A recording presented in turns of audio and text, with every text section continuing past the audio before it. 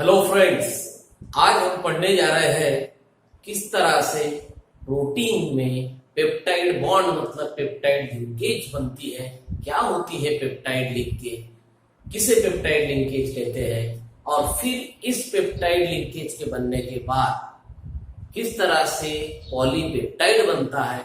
ये सभी जो प्रोसीजर है अल्फा अमीनो एसिड से प्रोटीन बनने की कंप्लीट। आपको पता है कि प्रोटीन का मोनोमर जो है वो अल्फा अमीनो एसिड है। सिंपल मीनिंग इस तरह से कि जब कई सारे alpha amino acid molecule link हो गए तो जो एक बड़ा स्ट्रक्चर बनेगा, जिसे हम पॉलीमर जैसा स्ट्रक्चर कहते हैं, क्योंकि प्रोटीन एक पॉलीमर है। मगर कोई भी पॉलीमर जब बनता है तो उसके लिए मोनोमर की जरूरत होती है। यहाँ पर प्रोटीन का मोनोमर होता है अल्फा अमीनो एसिड। मतलब जब alpha amino acid molecule link हो गए, अब वो जब अल्फा अमीनो एसिड लिंक हो गए तो जो लिंकेज होती है वो होती है पेप्टाइड लिंकेज। मतलब अल्फा अमीनो एसिड मॉलिक्यूल को लिंक करने वाली जो लिंकेज है वो पेप्टाइड लिंकेज। अब ये पेप्टाइड लिंकेज कई सारे अल्फा अमीनो एसिड मॉलिक्यूल में जब बनेगी तो एक बहुत बड़ा स्ट्रक्चर बनेगा और उसी स्ट्रक्चर से फिर प्रोटीन का स्ट्रक्चर बनेगा। मतलब प्रोटीन अगर बनाना है तो आपको स्टार्टिंग में चाहिए अल्फा अमीनो एसिड। तो अल्फा अमीनो एसिड से प्रोटीन तक की क्या प्रोसीजर होती है वो आज समझना है। तो ये एक बहुत इंपॉर्टेंट टॉपिक है। कंप्लीट कंसंट्रेशन से आज का ये वीडियो आप देखेंगे। तो चलिए आज देखना है पेप्टाइड बॉन्ड, जिसे कहते हैं पेप्टाइड बॉन्ड। और पेप्टाइड बॉन्ड बनने के बाद किस तरह से पॉलीपेप्टाइड बनता है और पॉलीपेप्टाइड की क्या रिलेशन है प्रोटीन के साथ, तो ये सब देखना है। तो देखिए, स्टार्टिंग में लिए हमने अल्फा अमीनो एसिड मॉलिक्यूल्स। क्या लिए? अल्फा अमीनो एसिड के मॉलिक्यूल। वो किस तरह से होते हैं? सेम हो सकते हैं या डिफरेंट हो सकते हैं। मतलब अल्फा अमीनो एसिड मॉलिक्यूल लेंगे हम, it may be same, it may be different. जब ये दो alpha amino acid molecule, starting में दो कहता हूं, two alpha amino acid molecule, वो दोनों भी सेम हो सकते हैं, दोनों डिफरेंट हो सकते हैं। जैसा ग्लाइसिन ग्लाइसिन, एलेनाइन एलेनाइन, या ऐसा भी हो सकता है एक ग्लाइसिन एक एलेनाइन। तो ये दो डिफरेंट या दो same alpha amino acid molecule जब हम लेंगे तो उनमें क्या बनेंगे? पेप्टाइड बॉन्ड बनेगा। पेप्टाइड लिंकेज, पेप्टाइड बॉन्ड मतलब दो अल्फा अमीनो एसिड मॉलिक्यूल को कनेक्ट करने वाली लिंकेज, इसे कहते हैं पेप्टाइड बॉन्ड या पेप्टाइड लिंकेज। मतलब व्हाट इज पेप्टाइड बॉन्ड और पेप्टाइड लिंकेज? द लिंकेज और the bond that connect two alpha amino acid molecule. It may be same or it may be different. दो same या दो different alpha amino acid molecule को connect करने वाली actually कौन सी? CONH। कौन सी linkage? CONH। क्यों? क्योंकि हम प्रोटीन को कहते हैं कि प्रोटीन पॉली अमाइड है। अब पॉली अमाइड बनने से पहले अमाइड बनना पड़ेगा। तो अमाइड लिंकेज कौन सी होती? CONH लिंकेज मतलब अमाइड लिंकेज, और यही अमाइड लिंकेज मतलब पेप्टाइड बॉन्ड। देखिए, अल्फा अमीनो एसिड से प्रोटीन तक का क्या सफर है। जब दो डिफरेंट या दो same alpha amino acid molecule एक दूसरे को लिंक होंगे तो उनको लिंक करते टाइम उनके बीच CONH मतलब अमाइड लिंकेज बनेगी। यही अमाइड लिंकेज को क्या कहते हैं?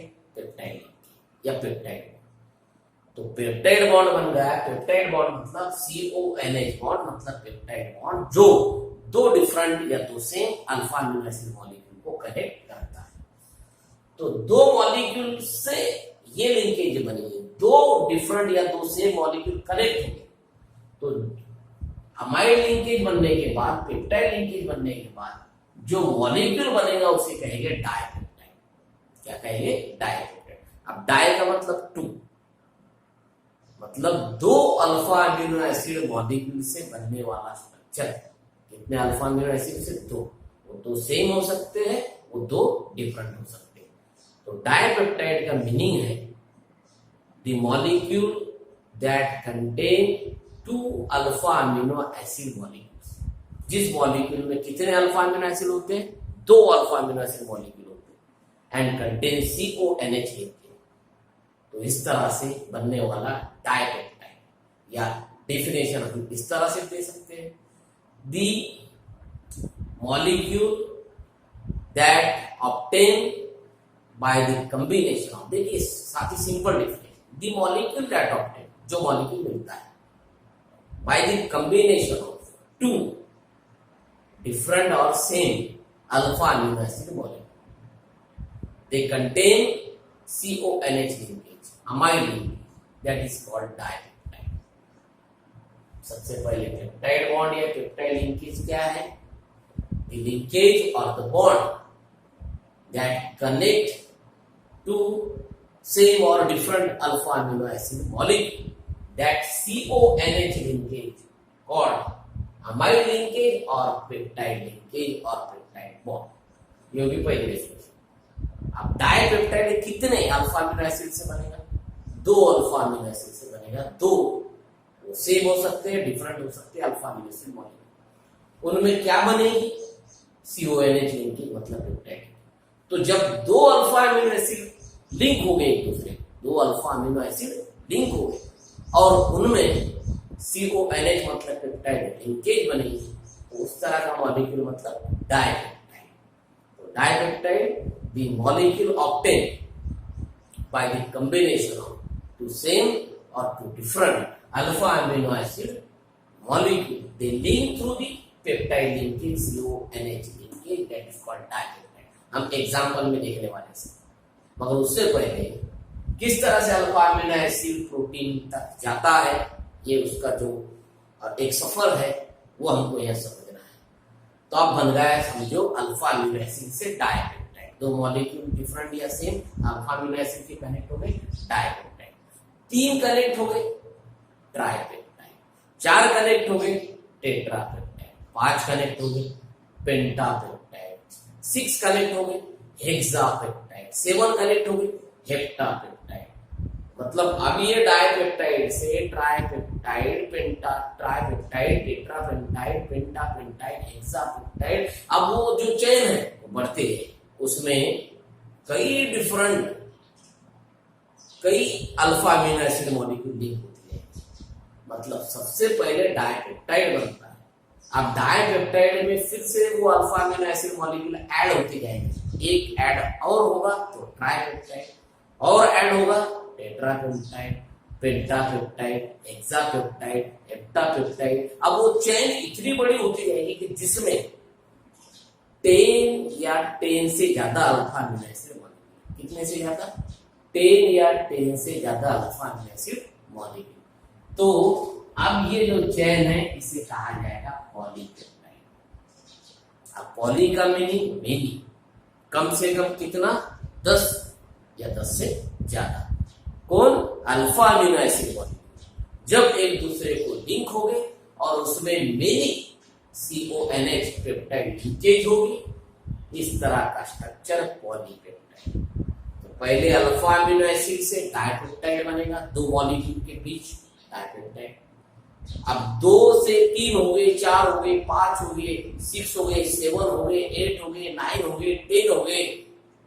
अब जब चेन में कम से कम 10 या 10 से ज्यादा मॉलिक्यूल अल्फा अमीनो एसिड, अब सीधी सी बात है, जब 10 या 10 से ज्यादा alpha amino acid molecule link हो गए तो कई सारी पेप्टाइड लिंकेज बनेगी। डाइपेप्टाइड में कितनी पेप्टाइड लिंकेज होती है? 1, CONH 1।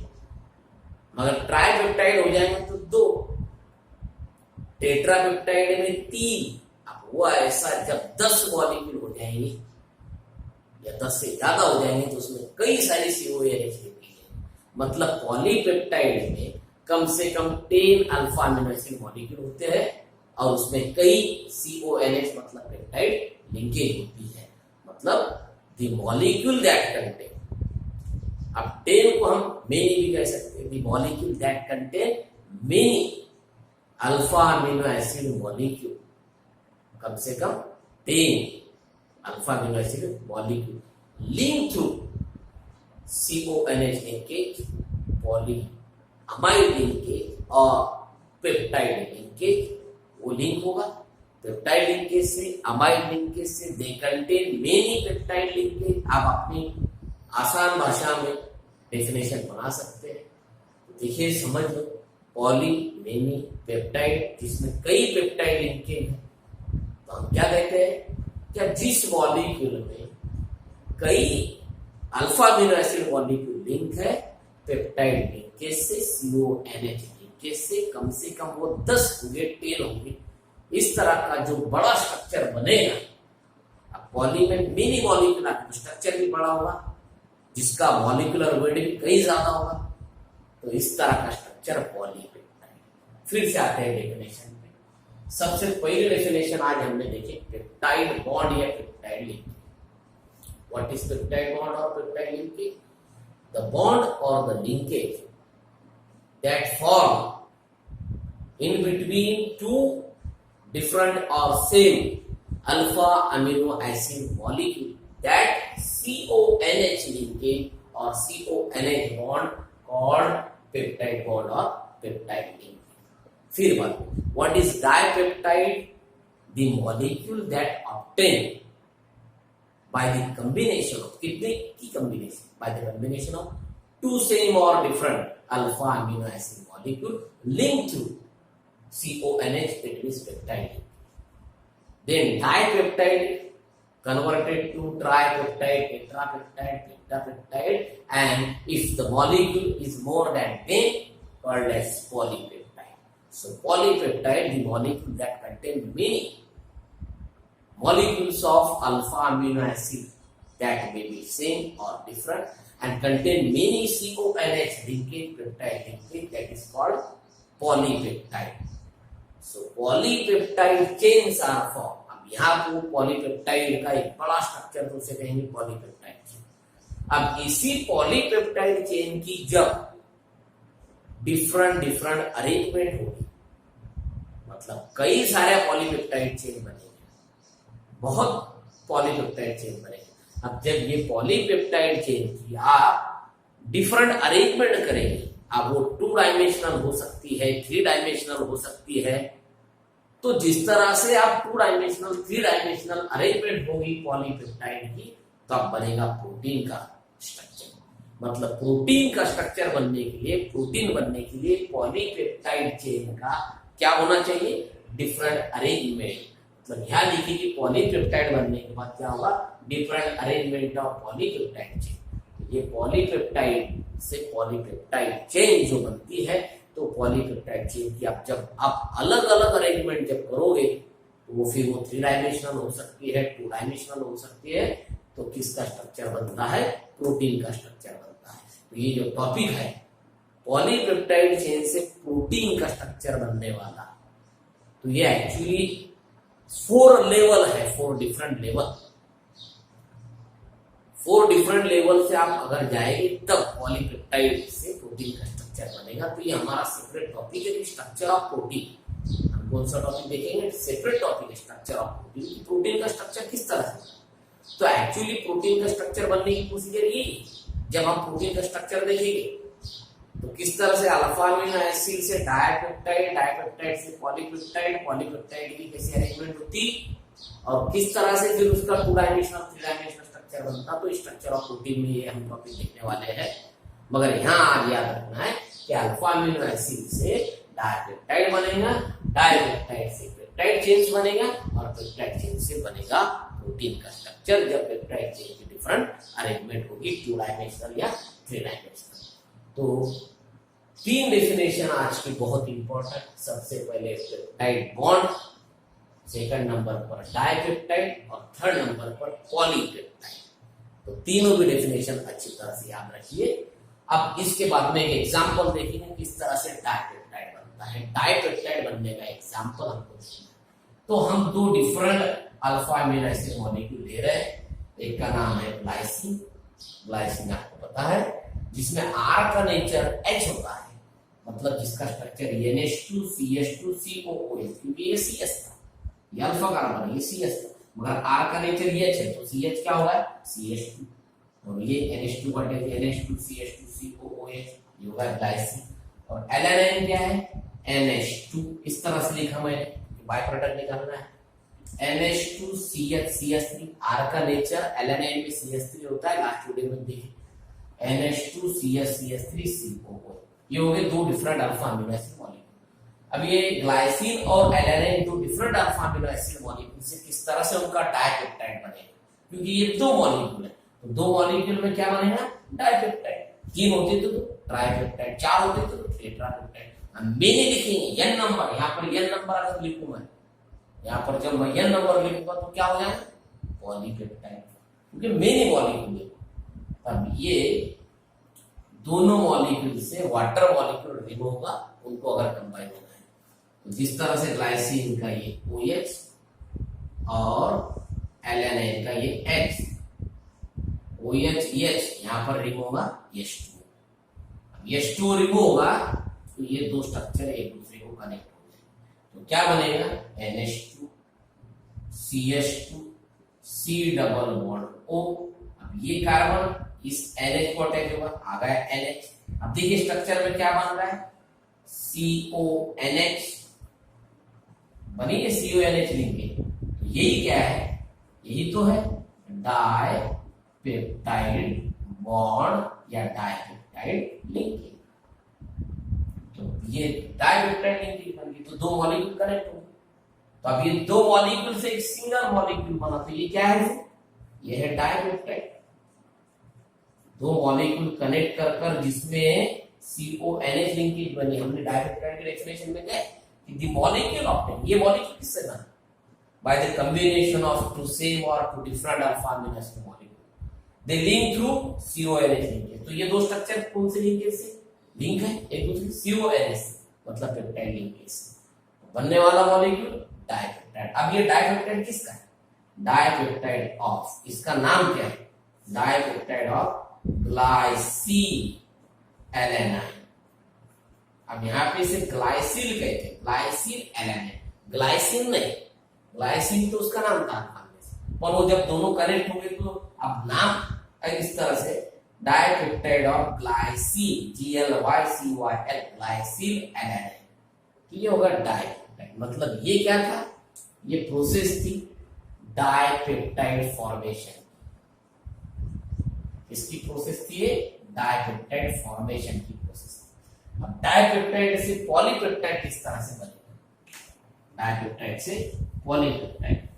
तो फिर आप जब ये तो आपने ग्लाइसिल और एलानाइन का एग्जांपल, तो आप कोई भी एग्जांपल ले सकते हैं। डाइपेप्टाइड दो डिफरेंट में ही बनेगा ऐसा नेसेसरी है क्या? नहीं, सेम में भी बन सकता है। ग्लाइसिन ग्लाइसिन में भी बन सकता है। यहाँ पर आपने ग्लाइसिन ले, यहाँ भी ग्लाइसिन ले सकते हैं आप। ग्लाइसिन ग्लाइसिन उसको क्या कहेंगे? डाइपेप्टाइड ऑफ ग्लाइसिन, नाम इस तरह से बनेगा। यहाँ पे एलानाइन, यहाँ पर भी एलानाइन, जो स्ट्रक्चर बनेगा लास्ट में वो डाइपेप्टाइड ऑफ एलानाइन। आपको दो काम करना है, आज के लिए होमवर्क दे रहा हूं। मैंने ग्लाइसिन और एलानाइन का डाइपेप्टाइड बनाया। आपको डाइपेप्टाइड बनाना है, सबसे पहले ग्लाइसिन ग्लाइसिन दोनों में दो सेम ग्लाइसिन मॉलिक्यूल, जिस तरह से एक ये लिखे आपने उसी तरह से दूसरा ग्लाइसिन लिखे।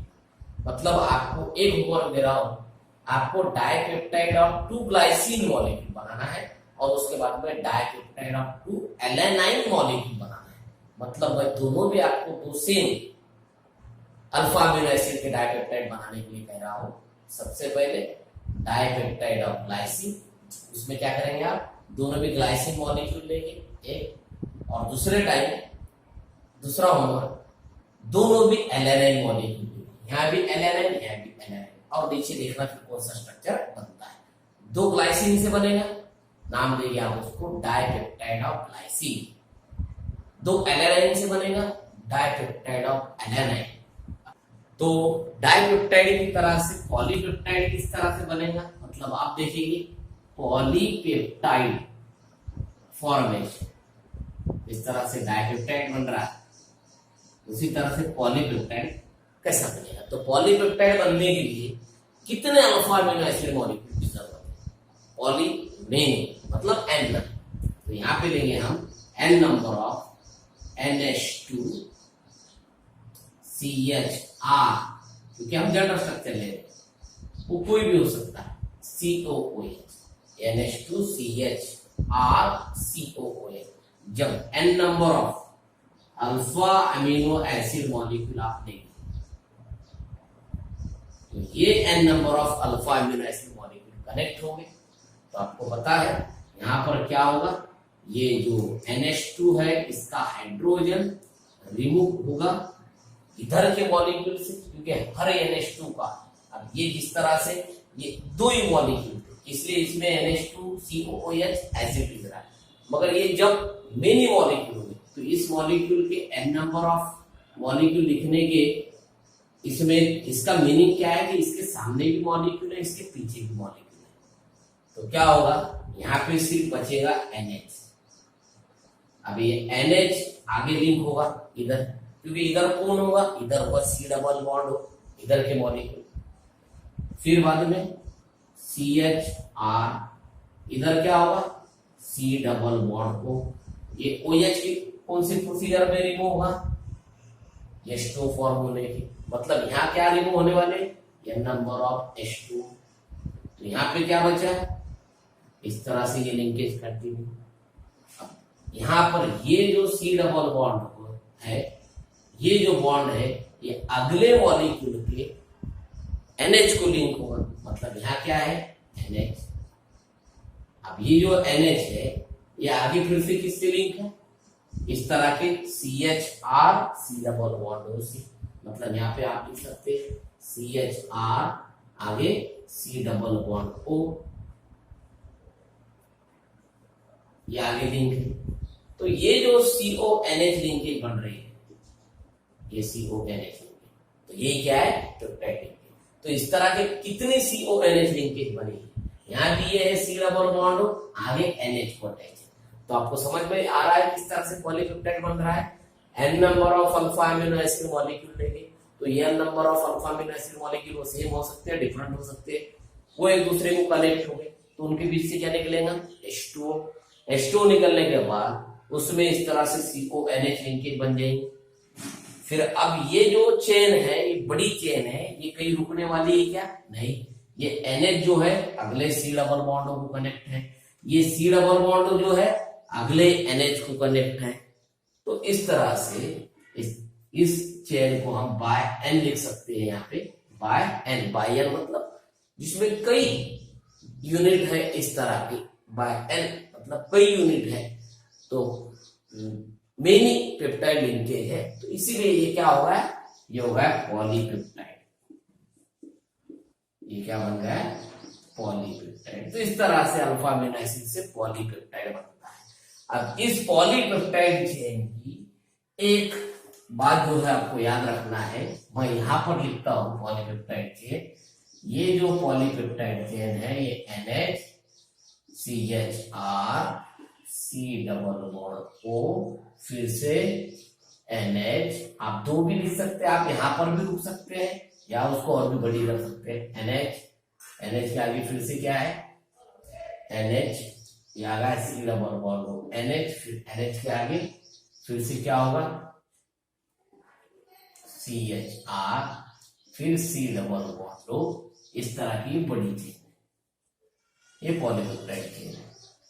अब इस पॉलीपेप्टाइड चेन में ये जो पार्ट है, ये जो एंडिंग है, इसे कहते हैं एन टर्मिनल, क्योंकि इस चेन के इस एंड पर कौन सा एटम है नाइट्रोजन, मतलब इस चेन के इस एंड पर, इस साइड पर नाइट्रोजन अब लिंक होगा अगले स्ट्रक्चर, मतलब ये जो एंड है जिसमें NH है, नाइट्रोजन होने की वजह से इसे कहेंगे एन टर्मिनल। इस एंड में कौन सा एटम अगले चेन को लिंक होगा, कार्बन लिंक होगा, मतलब इस एंड पर कार्बन है इसलिए इसे कहेंगे C टर्मिनल। मतलब हर पॉलीपेप्टाइड चेन में उसकी जो दो एंड होते हैं उसे एन टर्मिनल C टर्मिनल कहा जाता है। तो चेन जब नाइट्रोजन पर एंड होती है, मतलब NH ग्रुप पर नाइट्रोजन पर एंड होती है तो वो एन टर्मिनल, और जब C डबल बॉन्ड पर मतलब कार्बन पर एंड होती है उसे कहते हैं C टर्मिनल। तो हर पॉलीपेप्टाइड चेन में N टर्मिनल और C टर्मिनल होती है। अब इसमें इस तरह की CONH लिंकेज कई बनेंगे। अगर स्ट्रक्चर जब बहुत बड़ा होगा तो ये एक लिंक है, मगर जब स्ट्रक्चर बड़ा होगा तो उसमें कई CONH पेप्टाइड लिंकेज आपको बनते हुए दिखेगी। इसलिए मेनी पेप्टाइड है, इसलिए इसे क्या कहता है, कहा जाता है पॉलीपेप्टाइड। तो पॉलीपेप्टाइड कहने की वजह ये है कि जो स्ट्रक्चर में मेनी CONH पेप्टाइड लिंकेज है वो पॉलीपेप्टाइड, क्योंकि स्ट्रक्चर बड़ा है।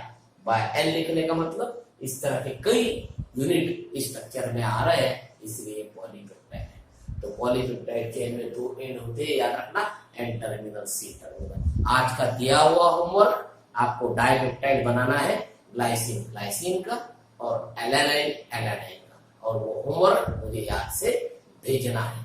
तो आज के लिए बस इतना ही। नेक्स्ट वीडियो में जब हम आएंगे तब अगला हमारा जो टॉपिक होगा बहुत ही इंपॉर्टेंट टॉपिक होगा। आज तो हमने प्रोटीन का स्ट्रक्चर किस तरह से बनता है ये समझ लिया, मगर एक्चुअली प्रोटीन के स्ट्रक्चर किस तरह से होते हैं, एक्चुअली पॉलीपेप्टाइड चेन से किस तरह से प्रोटीन का स्ट्रक्चर बनता है, तो अगला टॉपिक होगा स्ट्रक्चर ऑफ प्रोटीन, और वो बहुत बड़ा टॉपिक है। तब तक ये जो होमवर्क है वो कीजिए, वीडियो अच्छी तरह से देखते रहिए। Okay, thank you.